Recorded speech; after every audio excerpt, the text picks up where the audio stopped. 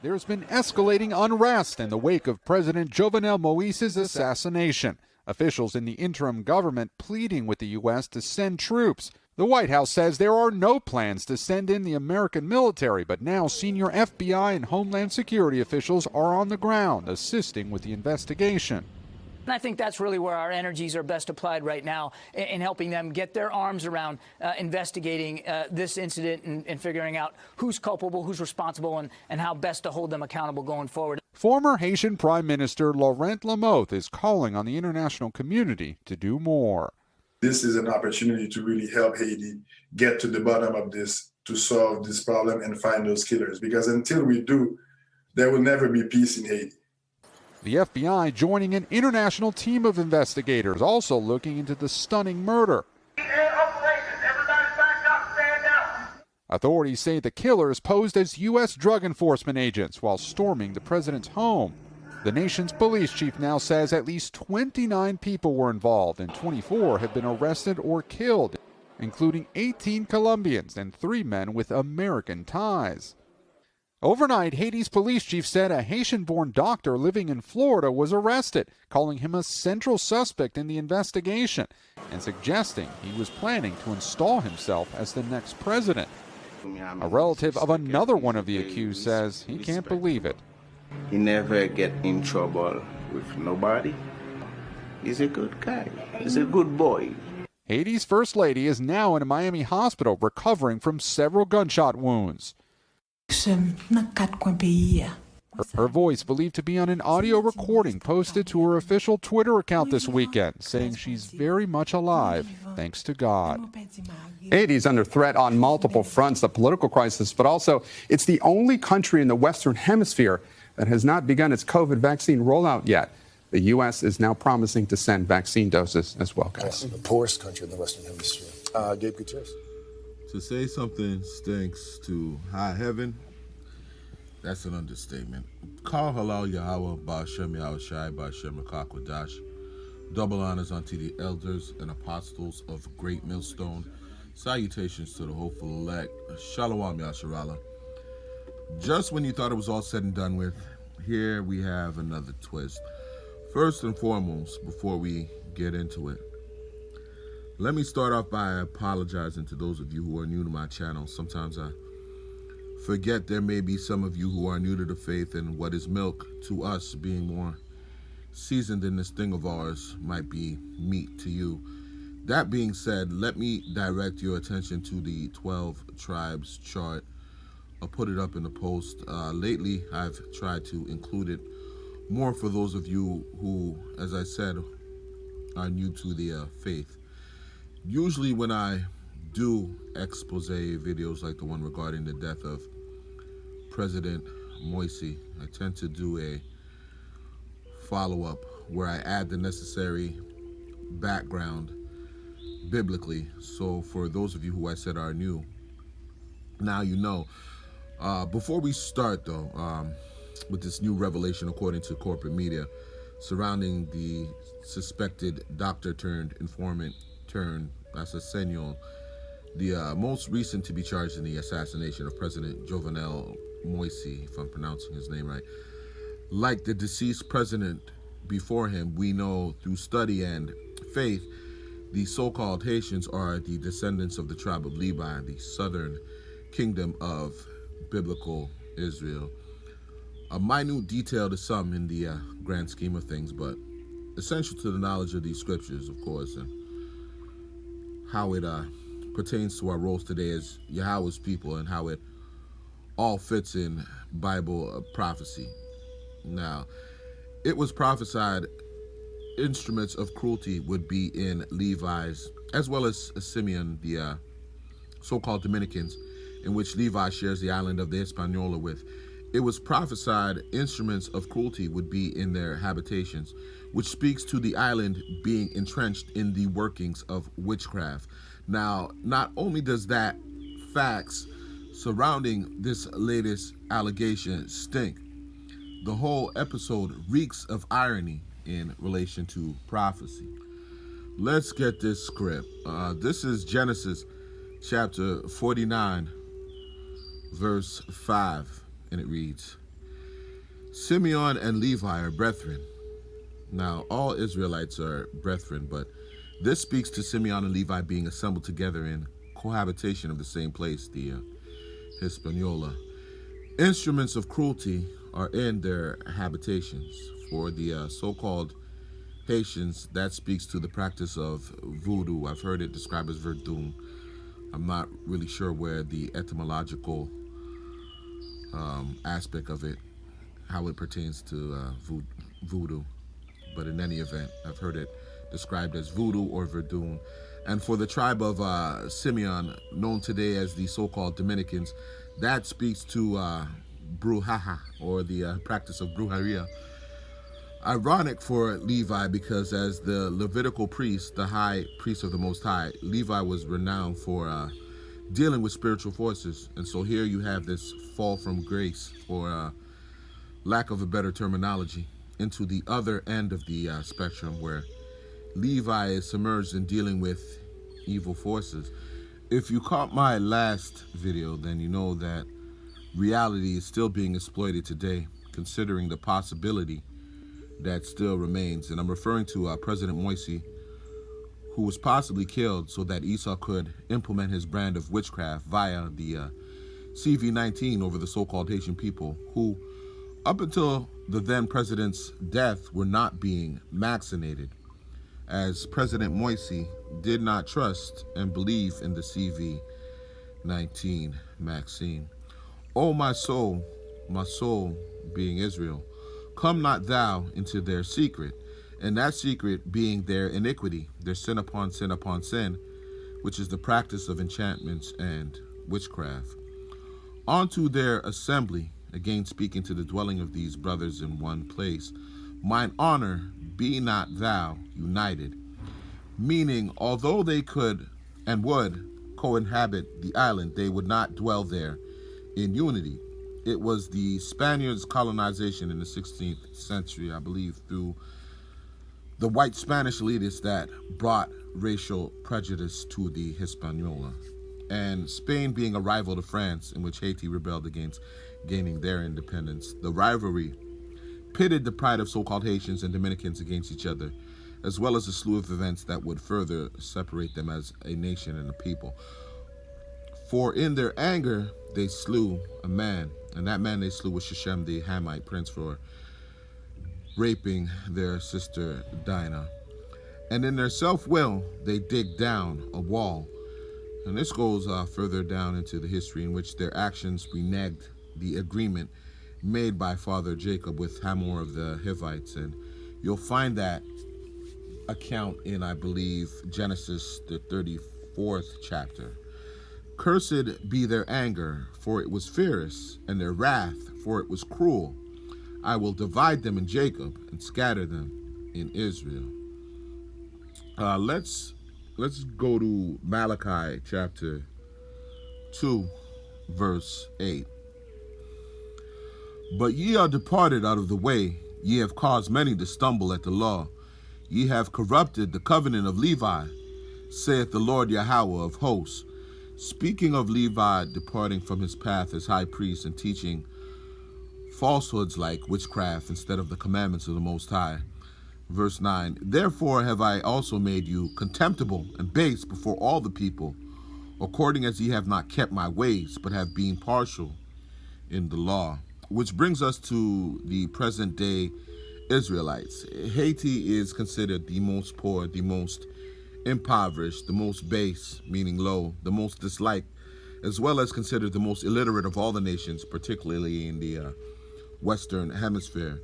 This is the lot to be lived out by the so-called Haitians, and why a region which could be rich economically, given the vastness of viable natural resources, remains so poor and is still being exploited for its wealth by Esau, Edom. This is the lot that they were given by the Most High Power, Yahweh. Sirach, otherwise known as Ecclesiasticus in the Apocrypha, says this, chapter 10, verse 8, because of unrighteous dealings, injuries, and riches got by deceit, the kingdom is translated from one people to another. No secret Esau and the international community, through corruption and the coercing its national leaders, continues to systematically drain Haiti of its natural resources while the country itself remains in debt. Now, for those of you still asleep somewhere on an air mattress, the gentleman in the opening clip, or should I say Dr. Christian Sanon, is the Sanon, I guess is the pronunciation. Again, I'm not that great with pronouncing names, is the newest participant being introduced in the fluster-cluck of allegations as to who is actually responsible for President MOISE being killed. Truth be told, despite the allegations, my gut reaction in the midst of all this madness tells me that Dr. Sanon is to be the official patsy in this latest power struggle, an outright plot to inject U.S. puppet leadership into Haiti, given CNN already dropped the ball as it being one of the reasons that coincide with why President MOISE was killed. The other, of course, as I said before, being the implementation of the CV-19 vaccine. Now, watch this clip and I'll let you be the judge.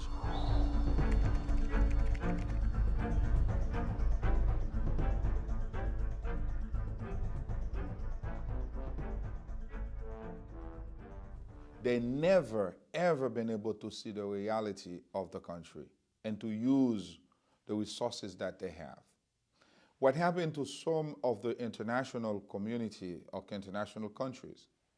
They're human beings, like every human being. They're looking for the positive thing for their country, especially when they find a weak leader, a leader who's so weak, who doesn't have a standard, who doesn't have a character, who's leader who's selling his soul, because if you already sold your soul to the enemy, so where else can you sell to sell your soul? Because to sell your soul to the enemy, he has to do the worst thing. So now by having an international country come to you and said, well, you have uranium and I want some of your uranium, it's nothing for you to sell it. And that's what happened with Haiti and with the previous president we have in the United States. I saw with my own eyes when the United States has to remove the uranium that we have in Haiti on the dump trucks, not dump trucks, with about 15 to 20 dump trucks with the U.S. military removing the uraniums and take them to the boat. Where is the leadership of Haiti? Nowhere to be found. You know why? Because they're corrupt. They're involved in the same movement that the whole world is trying to do. I want things from you. I know you are not a good leader, and I like the type of leader that you have there because they don't care about the country. They don't care about the people. I will support you. I will stand for you, but I need uranium. I will support you. I will stand for you. I want your oil. I will support you. I will stand for you. I want your gold. And this is how they get rid of Haiti. They rip the country. And because of the type of leadership that you have there, they don't see any better than that. They want things for themselves, put in their pocket. How would you know if the president come with not a house, he didn't even own a house in the country, and left with $800 million? Where did you get that $800 million? Why don't the international community ask him questions about the $800 million? It's never going on news. Never went on the news. Nobody talk about it because they serve the international community well. All they do, they send a plane and get him on the plane and put him someplace else in the exile. But nobody asks questions. With me in power, you're going to have to tell me, what are you doing with my uranium? What you going to do with the oil that we have in the country? What you going to do with the gold that you want to exploit, you want to take away from me? The marbles that we have in the country. This is the country's resources.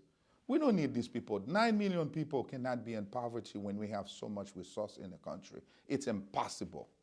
The world has to stop doing what they're doing right now. We cannot take it anymore. We need a new leadership that will change the way of life. For those of you late to the buffet table, that was Dr. Sanon, the same gentleman they want you to believe is the doctor turned informant turned assassin. Now, some may say his passion was the motive for the killing. Others will say Dr. Sanon is nothing more than a method actor and his intentions are clear. And then there are the few that see his passion as a dangerous obstacle to the U.S. agenda regarding diplomacy. Let's get this. This is Isaiah chapter 32, verse 7. We'll start at 5, and it reads, "The vile person shall be no more called liberal." And when you go to the Hebrew, it says here, it means prince or noble. Nor the churl said to be bountiful. And we'll go back to the definition of churl in a minute.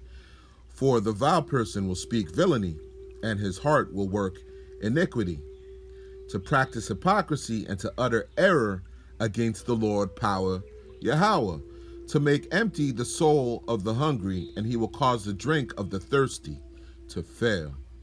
This is exactly what Esau Edom has done to nations like Haiti, mislead them by introducing them to their wicked philosophies and pagan belief systems, namely Catholicism and the art of witchcraft, which has caused them to trust in gods who can't see nor hear, leading them to stray from the true path of the Lord.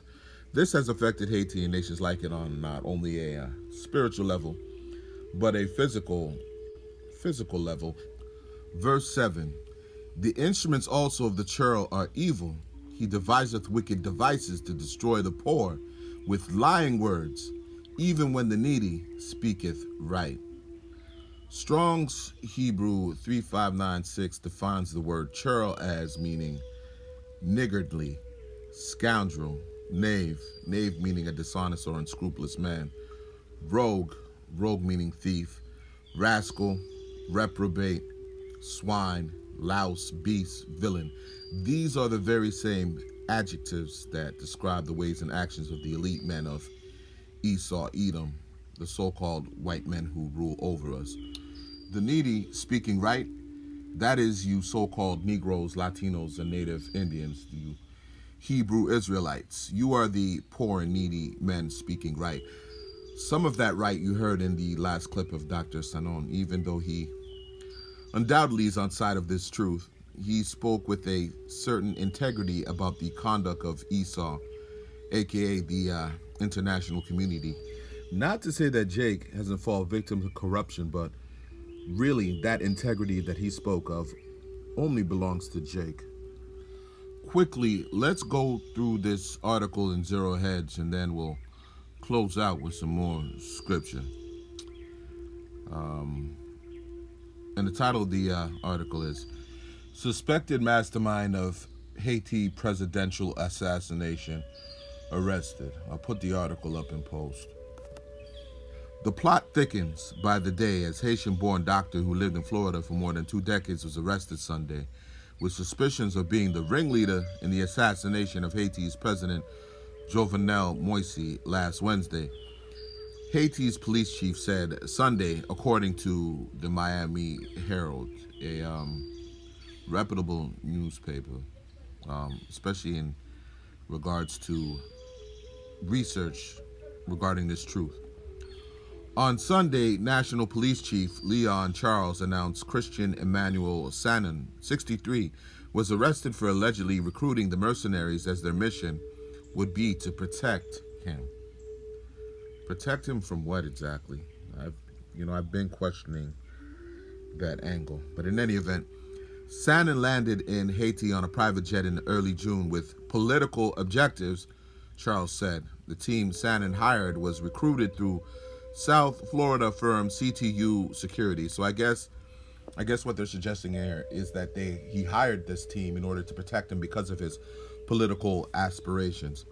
He arrived by private plane in June with political objectives and contracted a private security firm to recruit the people who committed this act, the police chief told reporters, noting that the firm was a U.S.-based security company. But the team's mission quickly changed when they were given new orders to arrest Moïse. The initial mission that was given to these assailants was to protect the individual named Emmanuel Sanon, but afterward, the mission changed, the police chief added. And I just don't understand if this gentleman actually had political aspirations, objectives, whatever it may be, then how was he able to go in there with a foreign team and call shots? Basically is what he was doing. Who gave him the authority to apprehend this president? This sounds like a coup. This doesn't, I'm not really understanding, but in any event, from my understanding, their orders were to arrest President MOISE, under whose authority is, I said, anyone's guess. My guess would be under the direction of the American government, and I'm just going to keep it 100. Many questions remain unanswered about the mysterious plot that led to the president's assassination last week at his private residence in Port-au-Prince, Haiti's capital. So they knew exactly where he was. I mean, I guess given the time, that was just a given, but I'm saying he could have been anywhere else in the world. He was at his residence, and they knew he was there. Sanin is now the third Haitian-born suspect with ties to the U.S. Bingo.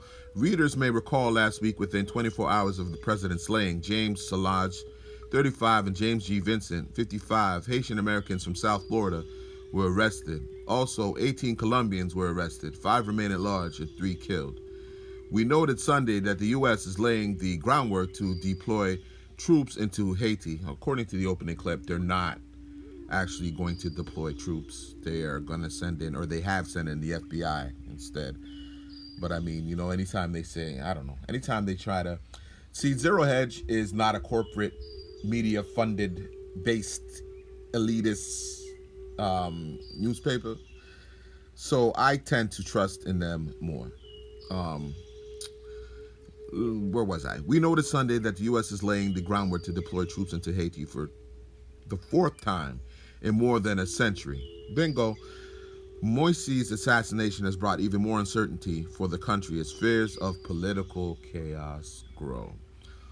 Honestly, this sounds like nothing more than a coup, the remainder to be carried out by the American military. I foresee them stepping in, but in any event, Dr. Sanin, as I said earlier, I believe him to be an unsuspecting pawn in an elaborate scheme.